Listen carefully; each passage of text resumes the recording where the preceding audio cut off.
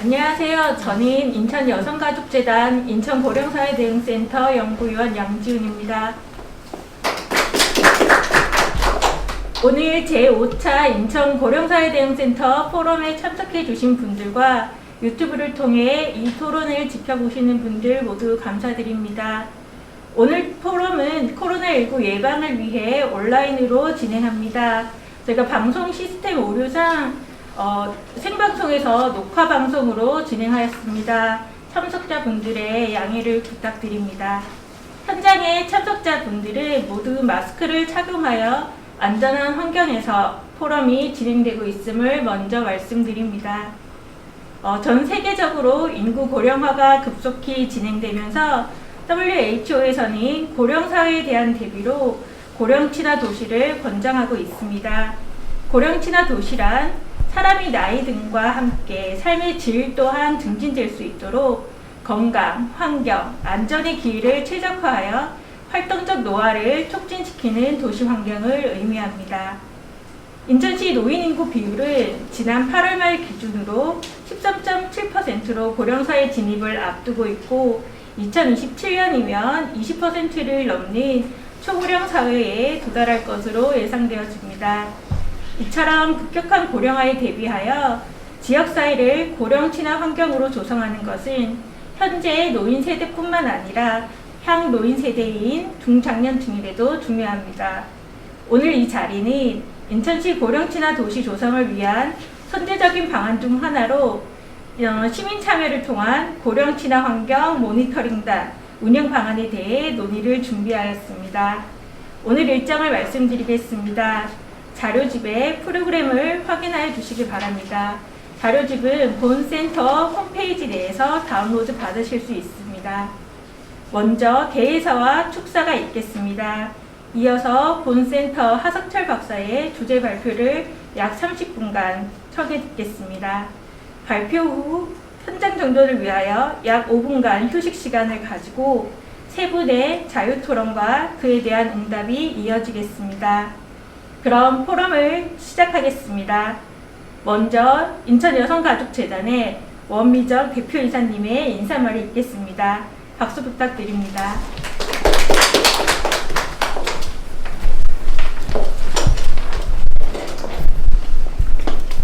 예, 인사드리겠습니다. 반갑습니다. 저는 인천여성가족재단 대표이사를 맡고 있고요. 그 다음에 고령사회센터장을 겸임하고 있어서 오늘 개회사를 하러 이쪽으로 왔습니다.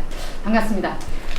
먼저 저희 고령사회대응센터에서는 매년 사회 이슈가 되거나 주제나 방향에 관해서 관련 연구를 중심으로 해서 포럼을 진행하고 있습니다. 올해는 인천시 고령 친화도시 조성 전략이라는 주제로 고령 친화환경 조성을 위한 모니터링 운영 방안에 대해서 모색하는 자리를 좀 만들었습니다. 사실 우리 사회에서 어느덧 고령화 사회 또는 초고령 사회 등 이런 단어들이 낯설지 않은 시대를 지금 우리가 살고 있습니다.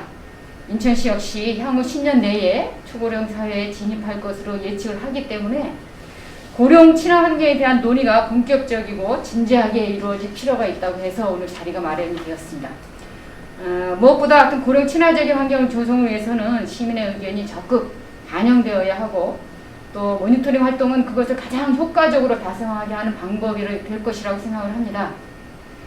이번 포럼은 인천시의 고령 친화 환경 조성을 위해서 모니터링단 방향을 어떻게 설정하고 바람직한 운영을 위해서는 우리가 무엇을 해야 하는지 고민하는 자리가 되었으면 합니다. 오늘 포럼을 위해서 많은 분들께서 귀한 시간 내주셨습니다. 먼저 사회와 자장을 맡아주신 건축도시공간연구소 고령친화정책연구센터의 고용호 센터장님께 다시 한번 감사 말씀을 드립니다. 그리고 서울사회복지재단의 정락 팀장님, 한국보건사회연구원의 황남희 연구위원님, 그리고 승실대학교 사회복지대학원의 오단희 교수님께도 다시 한번 감사드립니다. 그리고 오늘 특별히 인천광역시 고령친화도시 조성을 위해서 노인정책과 유용수 과장님께서도 오늘 축사를 하시면서 자리해 주셨습니다. 대단히 감사드리겠습니다. 모쪼록 오늘 끝으로 오늘 발제를 맡아주신 우리 고령사회대응센터 하석철 연구위원에게도 감사의 말씀을 전하고 싶습니다. 앞으로도 인천 고령사회대응센터에서는 고령 친화환경 조성을 위한 연구와 사업을 준비하고 노인뿐만 아니라 모든 시민이 건강하고 행복하게 살 수 있는 인천시를 만들기 위해서 최선의 노력을 다하겠습니다. 감사합니다.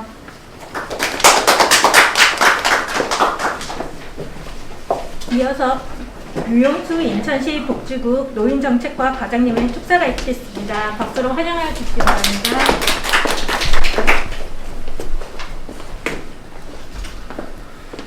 안녕하십니까. 인천시 노인정책과장 유용수입니다.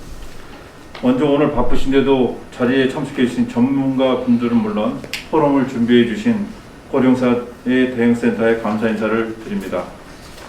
본 포럼은 이제 2017년도 고령화사회 대응센터 개석 이후에 5번째로 그동안 노인정책 등에 관한 연구 내용을 의제로 다루었고, 오늘 포럼 주제 또한 인천시 고령친화도시 조성 전략입니다.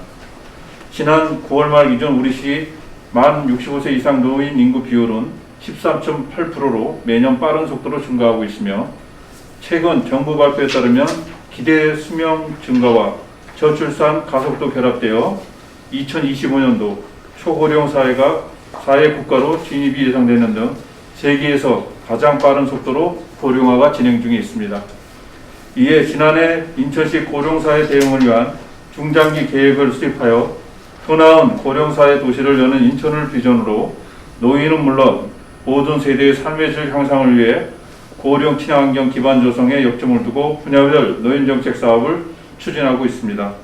또한 이와 관련한 다양한 정책을 마련하는데 선제적으로 우리 고령사회 대응센터가 큰 역할을 담당해 오고 있습니다. 오늘 개최되는 포럼처럼 정책적인 이슈가 되는 부분을 서로 논의하고 시민이 함께할 수 있는 기회를 마련해 인천시의 성장과 도전의 가능성을 높일 수 있도록 소중한 고견을 나누어 주시기 바랍니다. 감사합니다.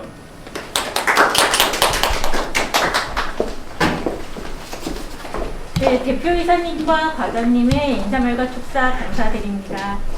그럼 주제 발표를 시작하도록 하겠습니다. 발표자는 인천여성가족재단 고령사회대응센터 하석철 연구위원으로 주제는 인천시 고령사회 환경 모니터링단 운영 방안입니다.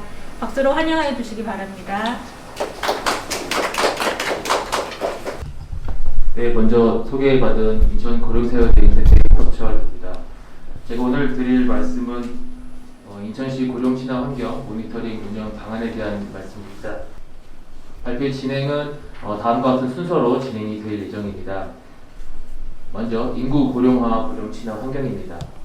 여기 계신 분들께서 이러한 공익 광고를 혹시 보셨는지 잘 모르겠습니다. 제 기억으로는 지하철 내에서 이런 광고를 봤던 기억이 있는데요. 그림을 보시면 많은 수의 노인분들이 계시고, 그리고 2명의 아이가 이제 핸드폰을 바라보면서 재미있게 웃고 있습니다. 그 아래에는 이런 모습 상상은 해보셨나요? 라는 문구가 있습니다. 이런 그 광고가 나왔던 그 배경이 어떻게 보면 이런 모습이 그 상상 속에서만 존재할 수 있는 그런 모습이 아니었나 생각을 해봅니다. 사실 이 광고가 2006년도에 제작이 됐습니다. 그런데 그 2006년도 우리나라의 노령화 지수, 다시 말하면 14세 이하 영유아 100명당 노인을 의미하는 그 노령화 지수가 약 50.4%였습니다. 그 얘기는 14세 이하 영유아 100명당 노인이 약 50명이었던 얘기고, 다시 말하면 아이들이 노인보다 2배가량 많았던 얘기죠. 그런 사회적 맥락에서 보면은 저러한 모습은 정말 상상 속에서만 있었던 이야기일 것입니다.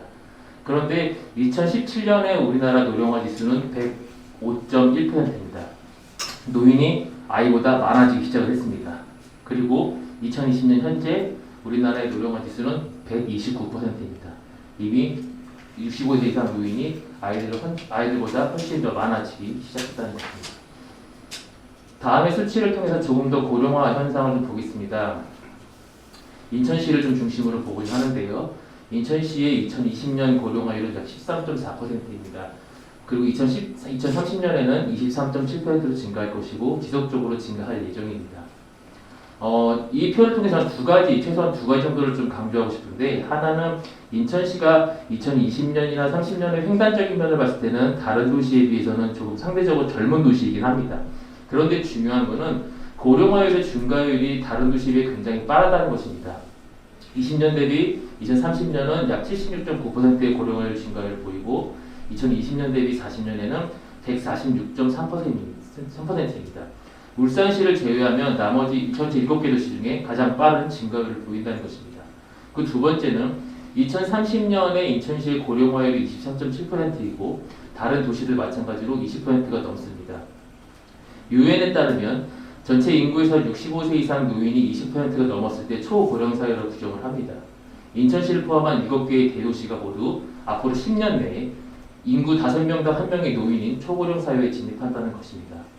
이와 같은 고령화 현상은 비단 우리나라만 겪고 있는 그런 현상은 아닙니다. 전 세계적으로 고령화를 모두 경험하고 있고요. 이에 따라서 고령 친화 도시 혹은 고령 친화 환경이라는 개념에 굉장히 많은 관심이 집중이 되고 있습니다. 고령 친화 환경이란 건강, 참여, 안전의 기회를 최적화하는 환경으로 세계보건기구는 그 정의를 내리고 있고, 액티브 에이징이라고 하는 활기찬 노화와 그다음에 에이징 인 플레이스라고 하는 살던 곳에서 늙어가는 것들을 추구하는 것을 이야기합니다. 이와 같은 고령 친화 환경은 노인의 사회 참여라든지 건강이라든지 노화 인식이라든지 삶의 질과 만족도에 긍정적인 영향을 미치는 것으로 다수의 연구를 통해 이야기되고 있습니다. 우리나라보다 더 빨리 고령 사회를 경험한 서구를 중심으로 고령 친화 환경에 대한 관심이 증대되었고, 2010년 세계보건기구를 중심으로 고령 친화 도시 국제 네트워크가 결성됩니다. 이때 2010년에 가장 먼저 회원 도시로 가입된 곳이 미국의 뉴욕입니다. 이와 같은 고령 친화 도시 국제 네트워크는 그 시민의 참여를 굉장히 중요시 여깁니다. 다시 말하면 위에서부터 만들어지는 환경이 아니라 환경의 직접적인 수혜자인 시민이 중심이 되어 고령 친화 환경을 구축하는 것을 굉장히 중요한 키로 생각을 합니다. 이러한 맥락에서 봤을 때 모니터링 활동은 시민이 직접 참여할 수 있는 대표적인 방법 중 하나가 될 것이고, 따라서 본 연구는 고령 친화 환경 모니터링단에 대한 운영 방안을 제시함으로써 향후 고령 친화 환경을 조성하는 인천시에 조금이나마 기여하는 것을 목적으로 하고 있습니다. 두 번째는 고령 친화 환경 모니터링 사례입니다. 국내의 많은 도시들이 고령 친화 도시 국제 네트워크에 가입되어 있습니다. 서울도 마찬가지고요. 부산, 제주도 그렇습니다. 아직 저희 인천은 고령 친화 도시 그 네트워크에 가입되어 있지는 않습니다만 작년부터 고령 친화 환경 모니터링단을 선제적으로 시도를 하고 있습니다. 서울이나 부산, 제주도 마찬가지로 과거부터 계속적으로 모니터링단을 운영을 하거나 또 해왔습니다. 다른 곳들과 비교했을 때 중요하게 볼 수 있는 것들은 서울이나 부산, 제주와 같은 기존의 모니터링 운영단을 또 많은 기간 동안 해왔던 것들을 보면 굉장히 충분한 기간 동안의 운영 기간을 가지고 있고요. 그 다음에 모니터링단 구성도 다수의 인원들로 구성을 합니다. 또한 가장 눈여겨볼 것은 관내의 노인복지 관련된 유관기관과 협력 관계를 구축을 해서 모니터링단을 모집을 하거나 모니터링단을 운영을 할 때 굉장히 효율적으로 운영할 수 있는 그런 방안 등을 모색하고 있습니다. 분석 자료와 연구 방법입니다. 제가 본 연구를 하면서 두 가지로 성질이 다른 자료를 이용을 하였습니다. 첫 번째는 양적 자료인데요. 노인과 대규모를 대상으로 해서 고령 친화 환경 인식을 조사했던 기존의 자료를 활용하였습니다. 노인을 대상으로 한 자료는 세계보건기구에서 고령 친화 도시를 위한 점검 영역으로 제시하는 8개 영역에 대한 정보들을 담고 있고, 대규모 같은 경우에는 대상의 적합성 문제이기 때문에 그 4가지 영역만 한정되어서 자료를 가지고 있습니다. 질적 자료는 작년에 저희 센터를 중심으로 그 50+ 지원단 사업이라고 진행되었는데, 그 지원단 사업 중에 하나인 고령 친화 환경 모니터링에 참여했던 경험자 중에 10명을 따로 선정하여 인터뷰를 수행을 하였습니다. 그래서 그 인터뷰 수행 결과를 바탕으로 운영 방안을 모색을 하였습니다. 고령 친화 환경 모니터링단에 대한 운영 방안을 본격적으로 말씀을 드리겠습니다.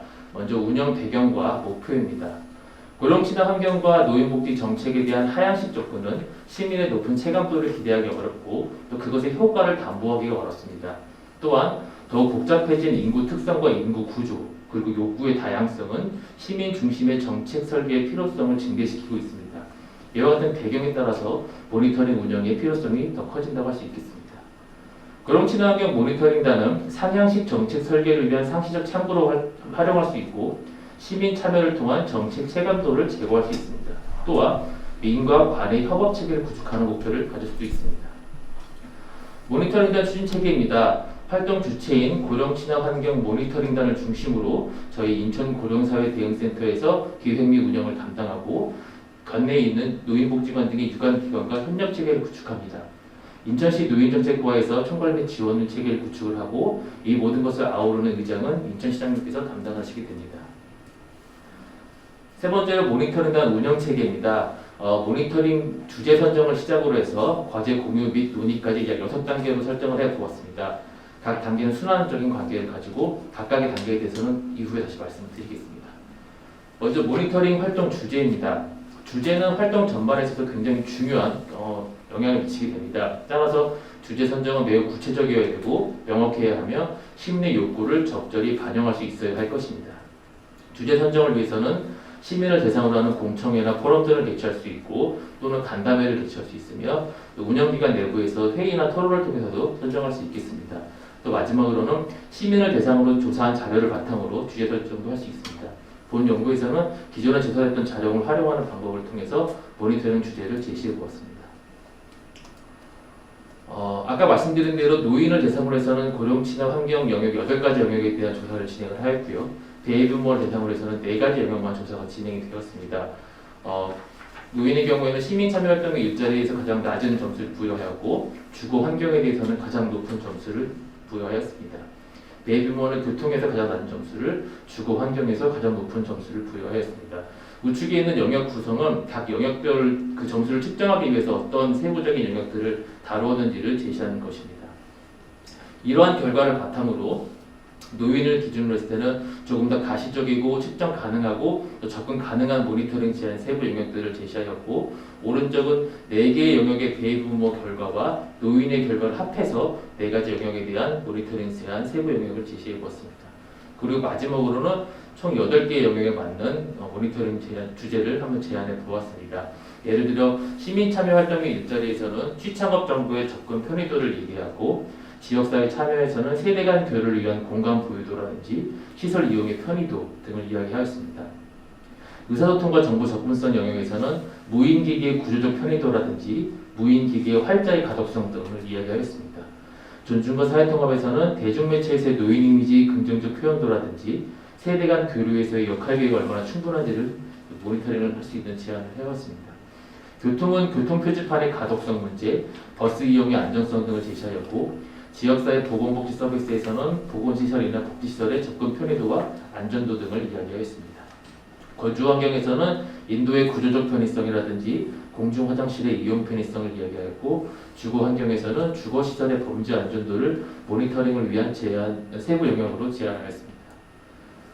저희가 했을 때 인터뷰 대상자들도 마찬가지로 시민 참여라든지 지역사회 참여, 의사소통이나 정보 접근성, 존중과 사회통합에 대해서도 굉장히 중요한 의견들을 제시해 주셨습니다. 두 번째는 모니터링단 모집과 구성입니다. 모니터링단을 구성할 때 지역을 구분하여 활동인단을 모집하는 것이 필요합니다. 인구 300만의 인천시 전체를 가지고 모니터링 주제를 선정하고 모니터링단을 모집하는 것도 굉장히 중요하겠습니다만, 노인이 실질적으로 활동하는 곳이 하나의 지역사회이기 때문에 그런 지역사회를 중심으로 그 특성을 파악하고 지역에 맞는 정책을 설계하는 것이 굉장히 중요할 것입니다. 따라서 자치구별로 그 모니터링단을 모집하거나 혹은 그것이 안 된다면 권역별로 모집하는 것도 하나의 방법이 되겠습니다. 하지만 이러한 모집이 단순히 저희 센터 자체에 단독적으로 하기에는 굉장히 어려움이 있을 수 있기 때문에 아까 말씀드린 것 같이 지역 내에 있는 노인복지관과 같은 지역 내 유관기관과 협력을 구축해서 그런 모니터링단 모집을 하는 것이 굉장히 중요하겠습니다. 이 표는 앞서 그 설례 같은 서울시라든지 부산시, 제주도가 어떻게 지역 내 기관들과 협력관계를 맺었고 어떠한 지원을 받았는지를 좀 정리한 표입니다. 인천시의 경우 관내에 10개소의 노인복지관과 14개소의 노인문화센터가 있고 11개소의 노인 일자리 전담 기관이 있습니다. 그래서 이런 지역 내에 있는 기관들을 적극 활용해서 모니터링단을 운영하는 것이 굉장히 필요하지 않겠나라고 생각을 하고 있습니다.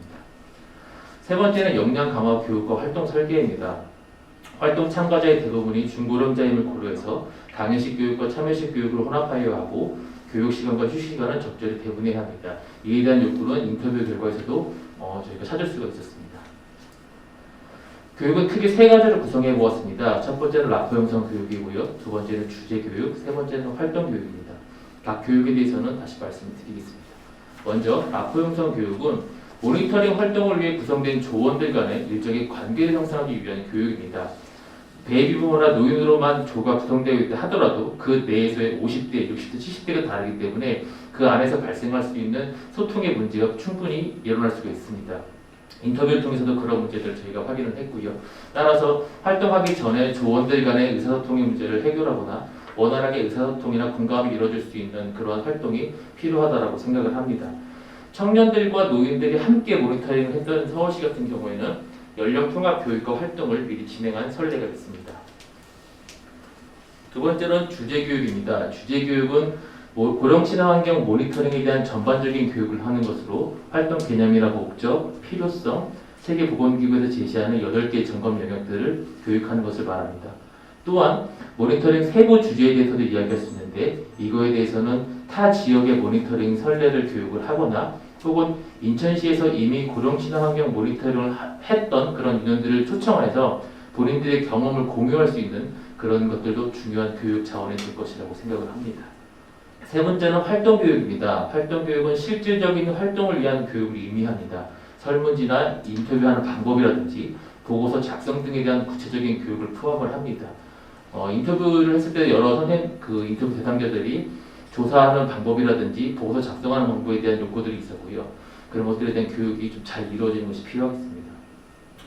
활동 교육을 위해서는 이런 그림과 같이 어떤 측정을 위하거나 혹은 조사를 위한 도구를 미리 만들어서 교육을 하는 것도 하나의 방법이 될 수 있다고 생각을 합니다. 그리고 모니터링 보고서 작성도 중요하게 교육을 할 필요가 있습니다. 제가 이 연구를 하면서 하나 되게 고민했던 것이 뭐였냐면 이 모니터링단 활동이 잘못하면은 단순히 그 모니터링단이라는 이름으로 민원성 문제만 계속 제기하는 것이 굉장히 경계해야 될 문제라고 생각을 합니다. 따라서 모니터링단이 어떤 문제를 제기했을 때 그 문제만을 제기하는 것이 아니라 문제 제기에 대한 개선 방안도 같이 제시할 수 있도록 우리가 교육하는 것이 필요하겠습니다.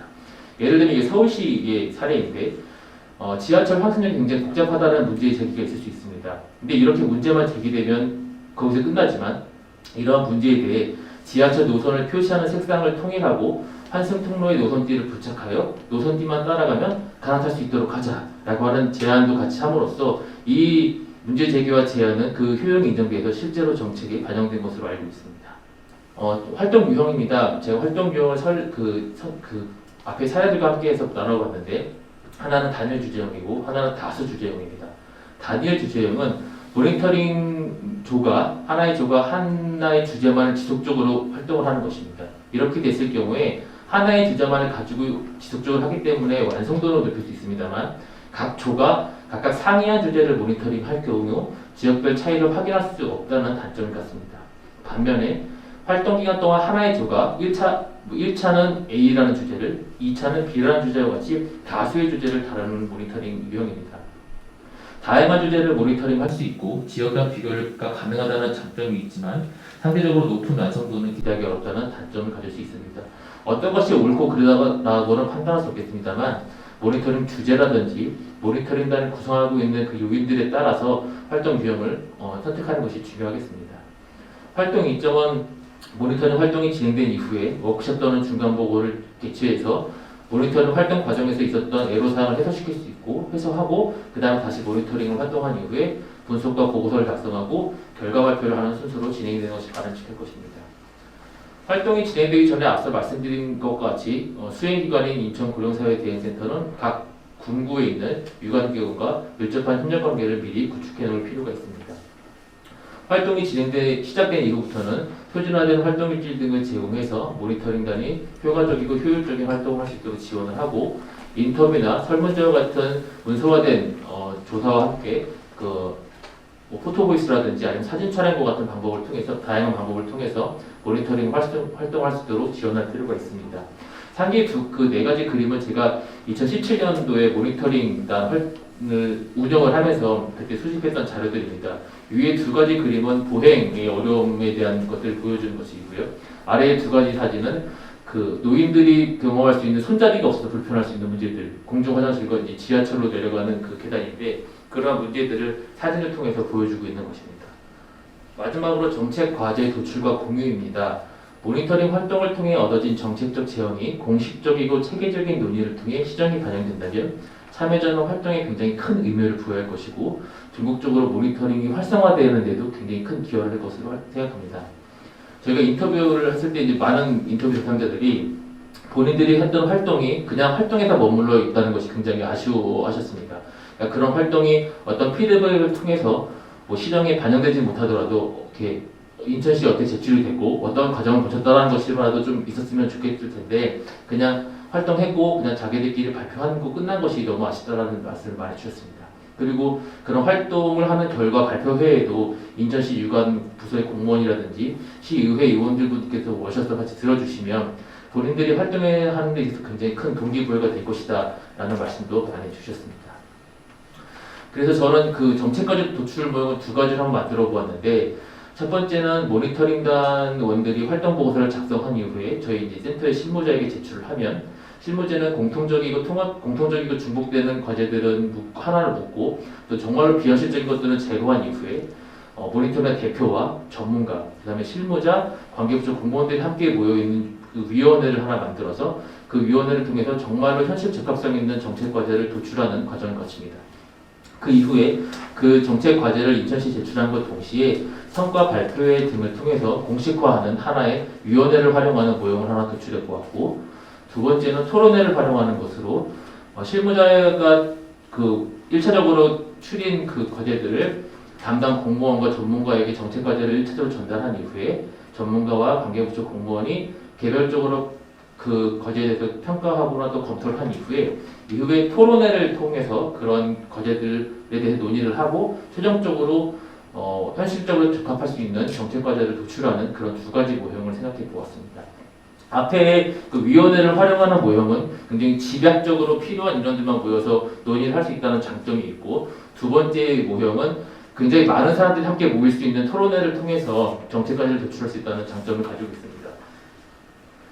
제주도 같은 경우에는 이런 토론회를 할 때 그 모니터링단에 참여했던 인원들뿐만 아니라 제주도에 살고 계신 굉장히 많은 도민들도 다 모여서 같이 난상 토론처럼 진행을 합니다. 그래서 모니터링 활동했던 결과들이 정말 많은 이들에게 퍼질 수 있도록 하는 그런 토론회도 진행을 합니다. 그래서 이 역시 어떤 것이 옳고 그르다라고 판단하기는 어렵습니다만 활동하는 과정에서 적합한 모형을 이용하는 것이 좋다고 생각을 합니다.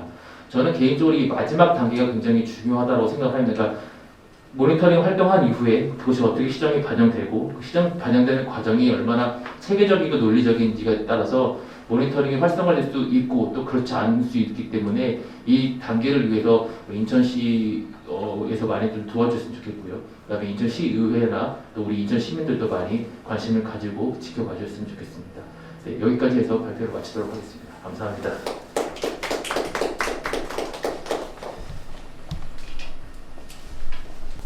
네, 그러면은 2020년 제5차 인천고령사 대응센터 포럼 인천시 고령친화도시 조성 전략 2부 순서 토론을 이어가도록 하겠습니다.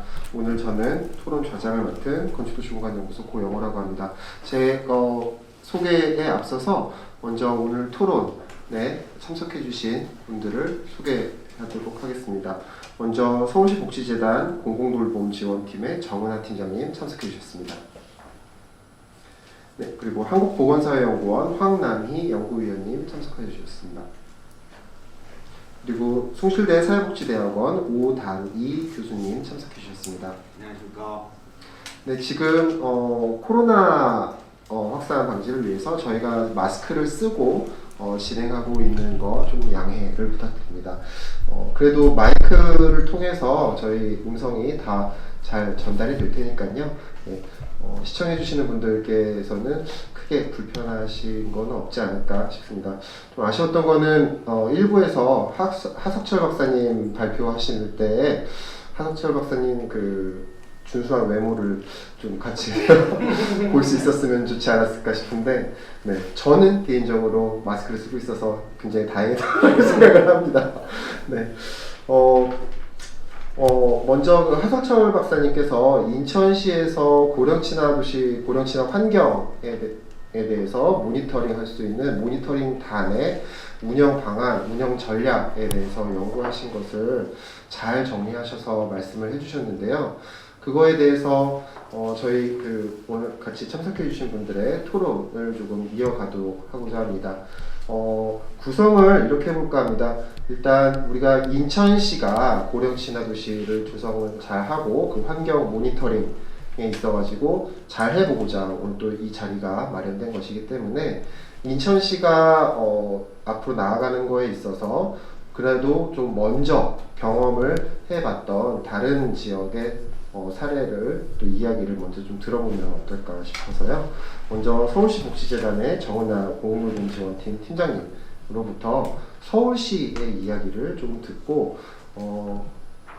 인천시가 좀 이렇게 하는 것이 좀 좋겠다. 뭐 이런 것들은 서울시가 해봤더니 좀 힘들더라. 그런 얘기 같이 또 해주시면 감사하겠습니다. 그리고 토론하시면서 하승철 박사님께 혹시 궁금하시거나 또 여쭤보시고 싶으신 거 있으시면은 자유롭게 또 여쭤봐 주시면 감사하겠습니다. 네, 그럼 정은아 박사님 부탁드리겠습니다. 네, 안녕하세요. 소개받은 서울시 복지재단 정은아입니다. 제가 지금 소속은 지역복지통합본부의 공공돌봄지원팀이라고 작년 재작년부터 연구하던 서울시 돌봄 SOS 센터라는 사업 부서에서 직접 사업으로 진행하기 위해서 내려와 있는 상황이고요. 재작년까지는 고령 친화 도시 관련 사업을 계속 담당을 했었습니다. 사실은 인천 고령사회 대응센터에서 이제 2번 연속으로 섭외가 온 거예요. 이번 세미나하고 포럼하고 다음 주에 있는 이 모니터링단 교육 요청을 또 해주셨더라고요. 그래서 벌써 제가 2017년까지 모니터링단 2014년부터 진행을 했었고요. 벌써 이게 몇 년 전의 일인 거예요. 그래서 기억이 날까? 그래서 약간 불안한 마음으로 사실은 근데 전 늘 애착을 가지고 계속 사실은 여러 가지 활동도 하고 싶고 공부도 하고 싶은 마음이 있어서 수락을 하고 다시 생각을 해보니 이제 새록새록 옛날의 생각이 나더라고요. 그래서 아까 하승철 박사님 발표 잘 들었고요. 고민하시던 내용들 제가 몇 년 동안 운영하면서 고민했던 그런 내용들이 비슷하게 결국은 흘러가는구나. 그리고 적절하게 이제 결국은 어떤 시 담당자의 그 정책 위반자들의 역할들 관심이 굉장히 중요하다는 거. 결국은 이 모니터링단 활동, 고령 친화 도시 관련 시민참여 활동은 뭐니 해도 이제 정책적으로 어떻게 활용시킬 것인가가 가장 중요하고요. 그러자면 시 차원에서의 관심과 지원 이런 것들 공식적인 사업으로서 운영해 나가는 것이 굉장히 중요한데요. 그 말씀을 꼭 드리고 싶었는데 과장님께서 발표만 듣고 가셨네요. 인천 이 포럼과 또 교육을 통해서 제가 예전에 운영하면서 저는 지금 학철 박사님 같은 경우는 모니터링단 활동 관련한 운영 방안 관련한 연구를 하시는 거고요. 이 사업을 또 담당하는 사업부서는 따로 있으시더라고요. 근데 저는 연구를 하면서 사업을 같이 했어요. 근데 저희가 재단이 하는 사업들이 굉장히 많은데 저희는 여성가족대회에 따로 있으니까 아동 청소년 가족은 하지 않지만 장애인이나 저소득층, 청년, 기타 소외계층을 위한 여러 가지 사업을 많이 하지만 노인 관련한 사업부서는 따로 가지고 있지는 않아요. 그래서 이 사업을 사실 연구진들이 계속 사업을 해야 하는 일이 있으면 연구진이 하는 방식으로 사업부서에 넘길 수가 없어서 이렇게 하고 있었는데요. 사실 장단점은 있는 것 같아요. 저는 노인복지 현장에도 있었고 해서 사실 사업에는 부담이 없긴 하지만 부담이 없다고 하면 거짓말이지만 좀 어렵지 않게 하긴 했지만 사실은 연구직으로 뽑혀서 내가 왜 이걸 하고 있지를 몇 년 동안 계속 좀 의아해하면서 했었던 측면도 있고요. 근데 연구와 사업을 같은 사람이 같이 몇 년 동안 진행하다 보니까 제가 고민했던 걸 그 다음에 반영해보고 실험해보고 이런 시도를 굉장히 많이 해볼 수 있었거든요. 그래서 저도 하승철 박사님 발표하신 거에 사실 딱히 반론을 제시할 수가 없는 이유가 계속 고민의 연속이었어요. 몇 년 동안. 그래서 요번에도 실험이다 그러면서 몇 년 동안 실험하다가 끝난 것 같아서 좀 그렇긴 한데 근데 정답은 없더라고요. 가장 효과적이고 가장 좋은 방법, 시민들 고령 친화 도시를 만들기 위해서 시민들의 의견을 수렴하는 데 있어서 가장 좋은 방법이라는 건 없고 굉장히 다양하게 여러 번 이런저런 방법들을 시도해보고 또 그때그때 상황에 맞춰서 운영해보는 묘미가 가장 중요한 것 같아서 어떤 고민이 있고 또 논의해야 될 지점들이 있으면 그때그때 그런 것들을 반영하는 노력들, 좀 다양화시켜보려는 노력들, 특히 요즘 같은 때가 좀 위기이기는 하지만 사실은 제가 운영할 때만 해도 그냥 모여서 집단적으로 회의하고 모여서 대면해서 무언가 얘기해야만 하는 게 그냥 전제였는데 지금은 우리가 그런 틀을 깨고 있잖아요.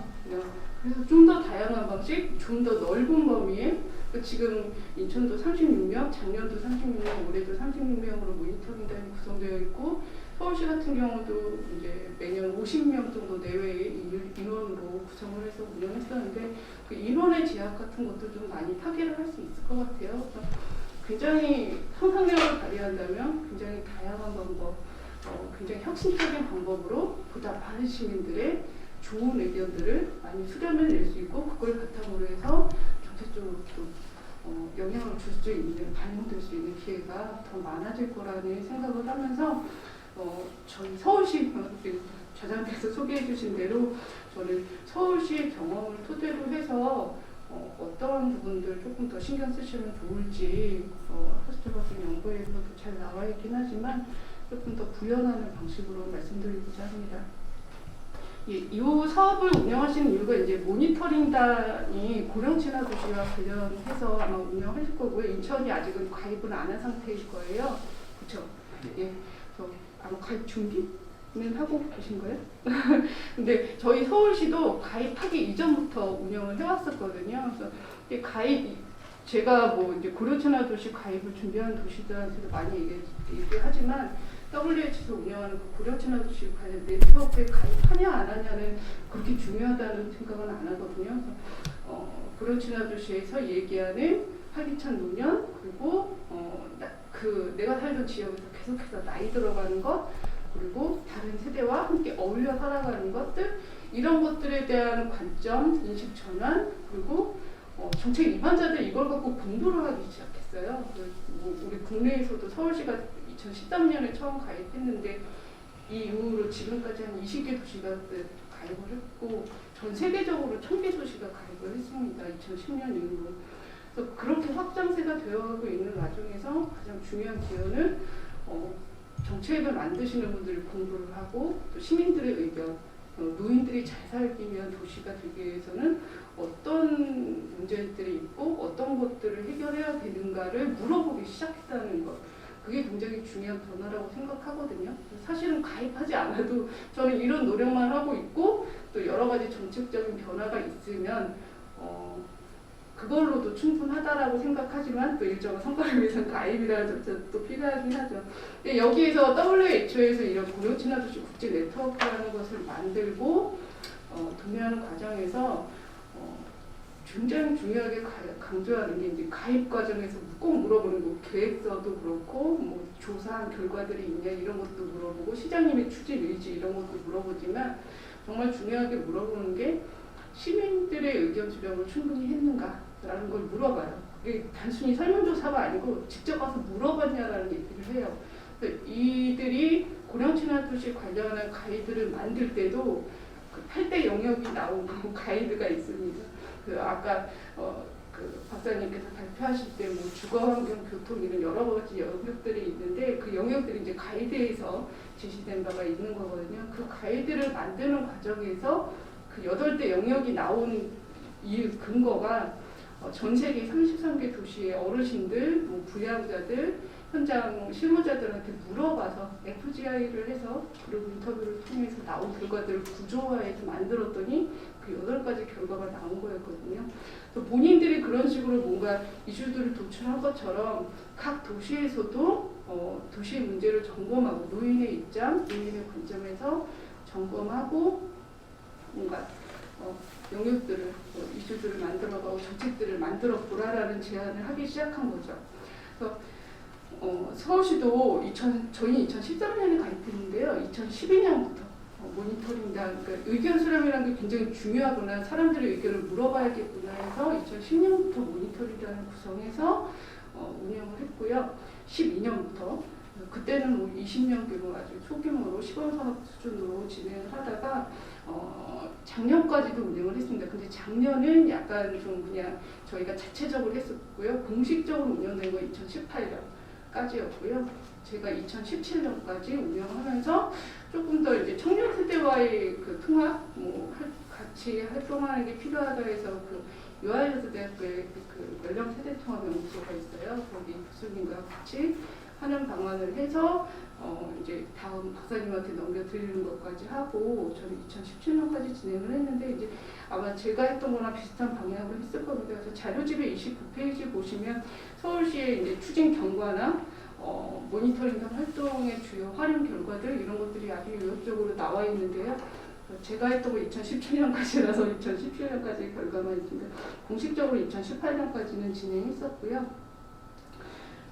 그런 것들 하면서 연구자로서 사업을 같이 하다 보니까 굉장히 연구자로서 어르신들 그룹을 직접 만날 일이 인터뷰나 이런 거 아니면은 많지 않아서 그런데 어르신들의 의견을 직접 들어볼 수 있는 기회, 생생한 그 현장을 볼 수 있는 기회가 돼서 굉장히 좋았고 어르신들 자체도 역량화가 되고 이런 정책적인 결정 과정에 참여한다는 기회를 부여한다는 것 자체 굉장히 자긍심을 느끼시더라고요. 그런 의미들도 있지만 계속 강조하듯이 가장 중요한 것은 이게 정책적으로 어떻게 활용될 수 있도록 할 것인가에 대한 고민들이 계속 있어서 어떤 방식으로 운영해야 될까 그러니까 가장 고민하신 것처럼 누구를 선정해야 될까? 어떤 역할을 부여해야 될까? 그리고 어떤 방식으로 이걸 행사나 여러 가지 과정을 운영할 것인가에 대한 고민들이 늘 있었습니다. 저희 서울시 같은 경우는 늘 50명 내외 정도를 했어요. 2013년에 100명 정도인데 이게 두 기수로 운영돼서 사실은 한 기수에 50명씩이었고요. 한 번에 한 50명 정도의 인원들을 운영했고요. 그러면서 청년도 한번 포함시켜봤고 두세 번 정도 포함시켜봤고 60대 이상 아닌 50대도 같이 한번 해보기도 했고 그리고 노인복지관 같은 운영의 효율성을 위해서 노인복지관을 같이 운영해보기도 하고 또 방법에 있어서도 굉장히 좀 다양하게 해봤어요. 초반에는 그냥 체크리스트 방식, 그러니까 주변의 환경들을 점검해서 보고하는 방식, 다 간단한 조사지를 완성하시는 방식으로 해보시기도 했고 아니면은 개별적으로 정책 제안을 만들어내시는 거죠. 개별 보고서를 하시는 방법들도 있었는데 이게 또 여러 가지 한계들이 있더라고요. 그냥 민원성에 그칠 수 있는 부분들이 있고 개별적으로 정책 제안 해놓으시는 게 굉장히 이제 상상력이 풍부하신 경우들도 많아서 정책적인 현실성을 찾기 어려운 경우들도 많고 그러다 보니까 좀 버려지게 되는 부분들, 쌓여가는 부분들이 좀 많아서 조금 그러니까 누군가 공유하고 두고두고 볼 수 있고 언젠가는 그래도 정책적으로 쓸모가 있는 자료들을 만드는 데 좀 집중을 해보자라는 생각으로 조금씩 내용을 좀 변경시켜간 게 어르신들이 이제 집단 토의를 해서 하나의 결과물을 집단에서 만들어내고 그 집단을 집단에서 나온 의견들을 하나의 정책으로 좀 하나하나 좀 정돈해서 만들어가는 방식으로도 했었고요. 그리고 그냥 이게 정책 제안으로 끝나는 게 아니고 제가 하는 연구 과정에서 경로무제 제도라든가 아니면 제가 고령지나 마을에서 이렇게 연구를 하면서 사업을 많이 했는데 고령지나 시범사업, 마을 시범사업 이런 것도 했어요. 그 상점들을 고령친화적으로 바꿔주는 그런 사업들인데 그런 사업에서 어르신들이 조사원 역할을 하는 거 그리고 정보 전달을 고령친화적으로 하는 데 있어서 가이드를 만드는 데 있어서 어르신들이 조사원으로 활동을 그러니까 나중에는 조사원으로 일종의 공동 연구자로 참여하는 방식으로 하는 걸 많이 좀 전화를 했습니다. 그게 이제 영국의 맨체스터 사례에서도 그런 사례들이 있어서 단순하게 그냥 정책 제안하는 그런 일종의 참여자를 넘어서 연구자의 지위를 주는 그런 방식으로 했었고 연구 보고서로 좀 지금 당장 쓰이지는 않더라도 연구 보고서로 정리되어 있으면 언젠가는 또 누가 보고 누군가에겐 참조가 되고 이게 저도 연구 사업을 그래도 한 10년 정도 재단에서 했는데 이게 바로 다음에 반영되지 않는 경우들이 굉장히 많더라고요. 한 3, 4년 지나서 갑자기 반영되는 경우도 있고요. 그래서 좀 장기적으로 보고 진행하는 자료들을 좀 축적해 나가는, 쓸모 있는 자료들을 축적해 나가는 방식으로 운영을 하려고 노력을 했습니다. 그래서 사실은 여러 가지 내용들이 많게 말씀드리고 싶었던 게 제가 옛날 생각이 많이 나서 많이 말씀을 드리고 싶은데 좀 간단하게 말씀드리면 저희 그래서 뭐 결과 행사하는 방법들은 결과 공유회는 꼭 했었어요.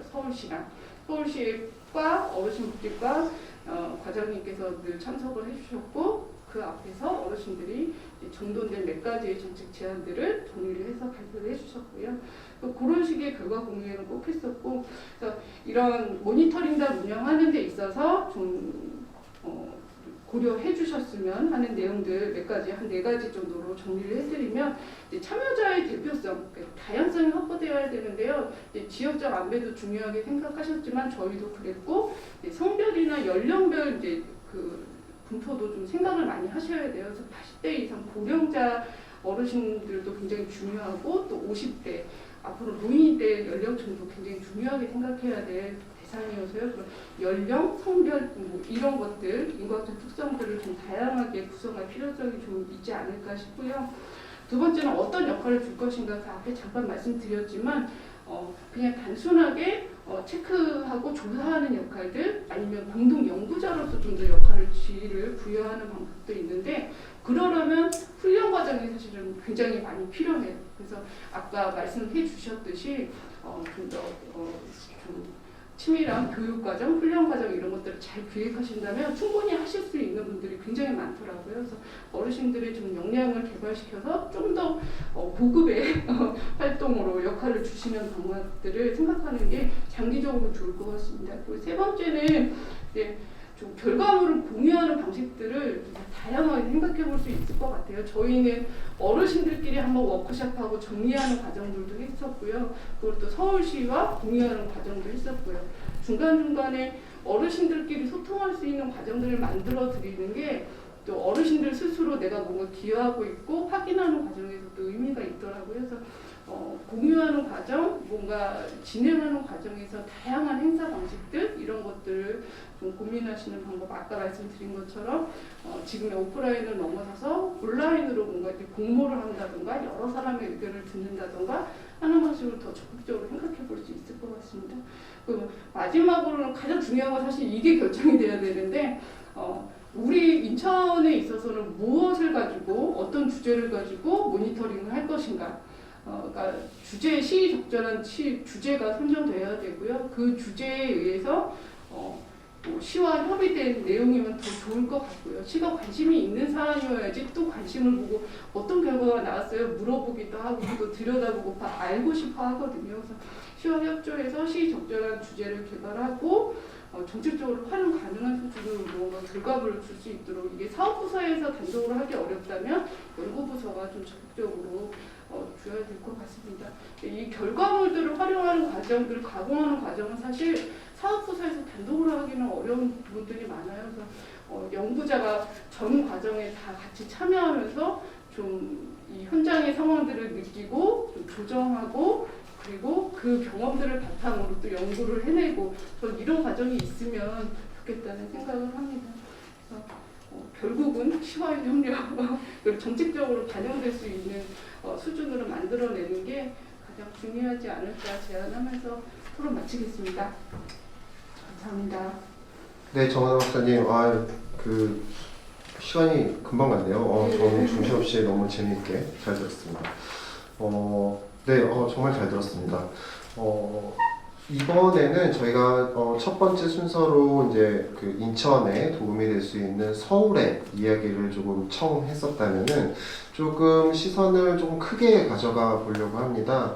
한국보건사회연구원 황남희 연구위원님께서는 아마 국제사회에서 고령사회 대응을 위해서 어떤 시사점을 우리가 가져갈 수 있고, 그게 이제 인천시에 어떻게 모니터링단 운영하는 데 있어서 어떤 그 조언이 또 있을 수 있을지 말씀을 부탁드리도록 하겠습니다. 네, 부탁드립니다. 네, 안녕하세요. 한국보건사회연구원 한남희입니다. 먼저 저희 이제 보건사회연구원 잠시 말씀드리겠습니다. 저희는 국무총리실 산하에서 보건 분야랑 사회복지 분야의 정책 연구를 하고 있는 국책연구기관이고요. 저는 고령사회연구센터에서 근무하고 있는 한남희입니다. 네, 저의 토론문은 오늘 이제 하석철 박사님 발표 잘 들었고요. 이 이제 처음에 발표 자료를 보면서 제가 할 수 있는 부분은 아무래도 이제 국제사회의 고령사회 대응 방향성과 이러한 인천 고령친화 환경 모니터링당 운영에 대해서 조금 고려사항, 제언 이런 거를 드리면 좋겠다라는 생각을 가지고 토론문을 작성을 했고요. 그래서 먼저 이제 국제사회의 고령사회 대응 방향성이 어떤지 이제 말씀을 드리면 앞에서 말씀 주신 것처럼 고령사회, 고령친화 도시 같은 경우는 WHO에서 진행을 하고 있는 고령화 대응이고요.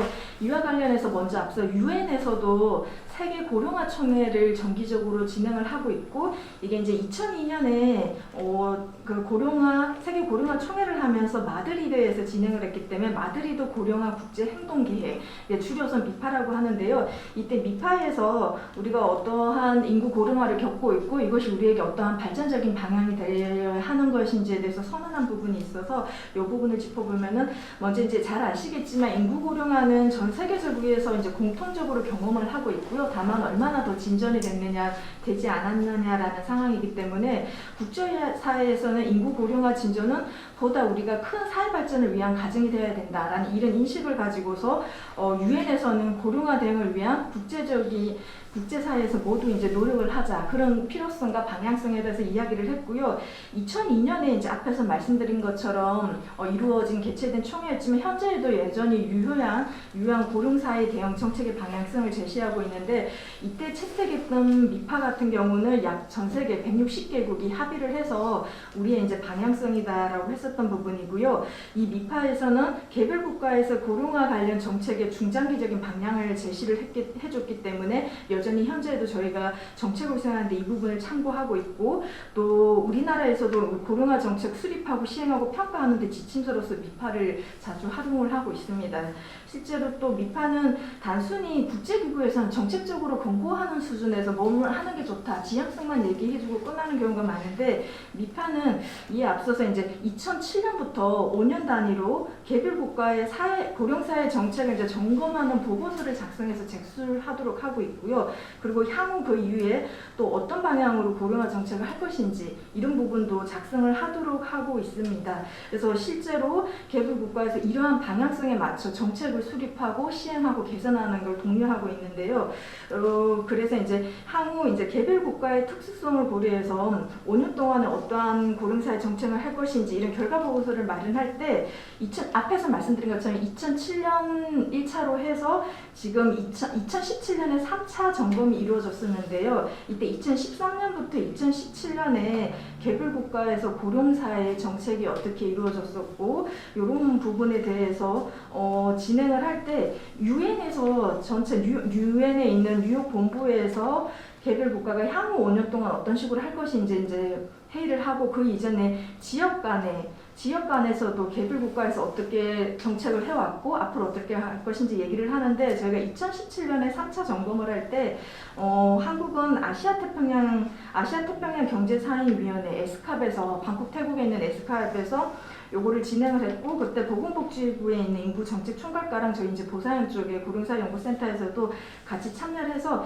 각 지역별로 저희 아시아태평양 지역이었기 때문에 일본이나 중국, 대만, 우리나라 또 태국, 그 외에 이제 피지라는 이런 나라에서도 모두 와가지고 개별 국가별로 고령화 진전 수준이 다르고 경제생활 수준, 복지 도입 수준이 다르지만 어떻게 진행이 되고 있다, 이런 부분을 개별적으로 다 이제 발표를 하고, 우리는 공동적으로 지역 단위에서 선언문을 만드는데요. 이 선언문에서 각 지역별로 어떤 걸 넣고 빼고 이런 걸 자급하는 과정을 지켜봤었는데, 그때 보면 그 아시아 태평양 지역에는 상대적으로 좀 절대 빈곤이 있는 지역, 또 그리고 여성 요인이 굉장히 열악한 지역이 많아서 이런 부분에 대한 얘기들이 많이 좀 이루어졌고, 그러면서도 이들에 대한 노인에 대한 역량 강화, 사회 참여, 정보 접근성 이런 부분에 대해서도 좀 얘기가 됐었던 기억이 있습니다.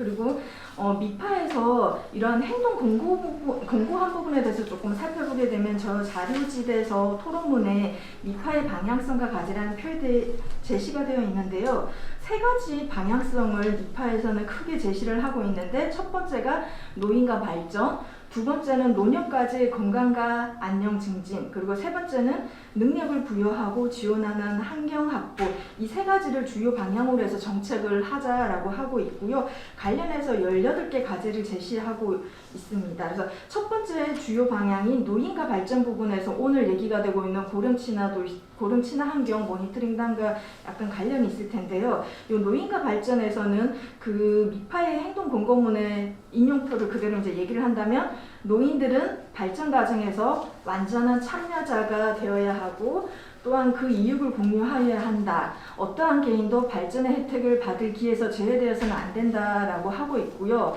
그래서 모두가 참여해서 사회를 발전시키고 그 이익을 모두 받자라는 부분. 그래서 이 부분에 상대적으로 취약할 수밖에 없는 노인들이 참여하도록 하자라는 거고요. 여기에서 이거를 달성하기 위한 과제로 사회와 발전에 적극적인 참여, 이런 부분을 좀 강조를 해서 얘기를 하고 있습니다. 이 사회와 발전에 적극적인 참여에 대해 조금 설명을 한다면, 모든 세대를 위한 사회는 노인들이 사회에서 계속적으로 기여할 수 있는 기회를 제공하는 것을 목표로 포함하자라는 것을 이제 권고를 하고 있고요. 그래서 노인들이 사회적으로, 경제적으로, 또 문화적으로 여가 활동과 자원봉사 활동, 또 노인단체 등의 참여와 기회에 대한 인식, 이런 부분을 굉장히 강조하고 있습니다. 그렇기 때문에 노년기가 일터에서는 노동시장에서 퇴장을 하겠지만, 그런 주된 일터에서의 퇴장으로 끝나는 게 아니라 새로운 인생, 새로운 터전에서 이들이 참여한 기여는 이제 계속돼야 된다는 이런 부분일 것이고요. 요렇게 이제 미파의 방향성에서도 분명히 노인이 사회 참여와 기여에 적극적으로 할 수 있도록 강조하는 부분이 있고, 실제 그렇다면 우리나라에서 요와 관련한 그런 측정치들, 지표들을 한번 좀 살펴봤는데요. 한국 고령층의 이제 지역사회 소속감과 정치적 역량감이 다른 연령대에 비해 어떻게 되는지를 한번 살펴보면, 먼저 이제 이 자료는 우리나라 통계청에서 국민 삶의 질의 현 주소를 객관적으로 제시하기 위해 국민 삶의 질 지표를 개발해서 2013년부터 매년 발표를 하고 있고요. 이 부분에서 공동체 영역, 또 시민 참여 영역에서 한국 고령층의 시민 참여에 대한 인식 실태를 살짝 볼 수가 있습니다. 그래서 먼저 첫 번째 변수는 지역사회 소속감인데요. 이 부분은 한국행정연구원이 조사했던 사회통합 실태조사의 결과인데, 지역사회 소속감은 현재 하는 시민들의 비율을 측정한 건데, 표에 이제 보시게 되면 2019년 기준으로 20대 같은 경우 지역사회 소속감이 58% 정도고, 연령이 증가하면서 이러한 지역사회 소속감이 증가하는데 60대의 경우 73% 정도가 됩니다. 그래서 이렇게 다른 연령대에 비해 60대는 지역사회 소속감이 높은 걸 알 수가 있고요. 그리고 또 이제 요거와 관해서 정치적 역량감이라는 지표도 한번 볼 필요가 있는데, 이 조사에서 정치적 역량감이란 나와 같은 사람이 정부가 하는 일에 영향을 미칠 수 있구나, 정부는 나와 같은 사람의 생각이나 의견에 관심을 가지고 있다. 한마디로 내가 얼마나 우리 사회를 바꿀 수 있는지, 정치에 관여할 수 있는지, 이러한 자신감을 얘기하는 것일 텐데요. 요거에 대한 비율이 앞에 지역사회 소속감은 연령이 높을수록 지역사회 소속감이 높아졌지만, 정치적 역량감은 연령이 높아지면 오히려 낮아지는 약간 이런 특성이 있습니다. 표 자료집에 나와 있는 걸 보시게 되면 20대 같은 경우 정치적 역량감이 있다라는 사람들 28% 정도 수준, 27% 수준인데 60대는 23% 정도고요. 모든 연령층에서 이러한 정치적 역량감 자체가 높지는 않지만 그래도 상대적으로 60대가 낮다라는 걸 알 수가 있습니다. 그래서 이러한 수치를 통해서 제가 말씀드리고 싶은 건, 이런 60대는 지역사회에 대해서 애정과 소속감이 다른 연령층에 비해 높다라는 면에서 이들은 지역사회의 현안 문제를 파악하고 문제 해결에 대한 주도적인 역할을 할 수 있는 집단이라는 이런 가능성이 있는 것으로 보이고요. 또 이들은 교육이나 일이라는 이러한 생애주기상의 역할들을 조금 벗어났기 때문에 이런 부분을 특히나 더 잘할 수 있는 집단이라고 보입니다. 그러나 60대는 다른 연령에 비해서 정치적으로 내가 힘을 발휘할 수 있다라고 생각을 하지 있고 않기 때문에 이들이 우리 사회에서 60대를 포함해서 이제 고령층에게 지역사회 활동에 참여하고 목소리를 낼 수 있는 기회가 적었었기 때문에 이러한 자기 자신에 대한 좀 역량에 대해서 낮게 평가하는 것이 아닐까, 이런 기회를 줄 필요가 있지 않겠냐라는 생각이 들고요. 그래서 우리 사회 고령층의 시민사회활동 참여 기회 제공 이런 걸 통해서 스스로 지역사회 발전에 동참할 수 있게 할 필요가 있다. 이거는 앞에서 얘기 드렸던 미파의 고령층의 사회적인 발전에 적극 참여하게 하는 과제를 시행하는 부분이고, 앞서서 이제 정원아 박사님께서 서울시에서도 어떻게 고령 친화 도시 조성을 위해서 모니터링단 운영을 했었고 가입해서 활동을 하고 있는지 이런 부분 말씀 주셨는데, 이런 것과 또 같은 방향이라고 맥을 같이 한다라고 생각을 하고요. 그리고 또 이제 앞으로 인천시 고령 친화 환경 모니터링단 운영을 할 때 고령층의 이제 시민 참여를 위한 역량 강화, 그러니까 교육이 굉장히 체계적으로 촘촘하게 이루어지는 걸로 연구를 하셔서 이런 부분이 이루어질 거고, 또 이를 기반으로 시민 참여 활동 기회가 제공이 될 거라 생각이 돼서 인천 지역 고령층이 지역의 이제 고령층이 지역사회 내에서 적극적인 변화와 발전을 이끄는 세대로 자리매김하는데 큰 역할을 할 것으로 이제 기대가 됩니다.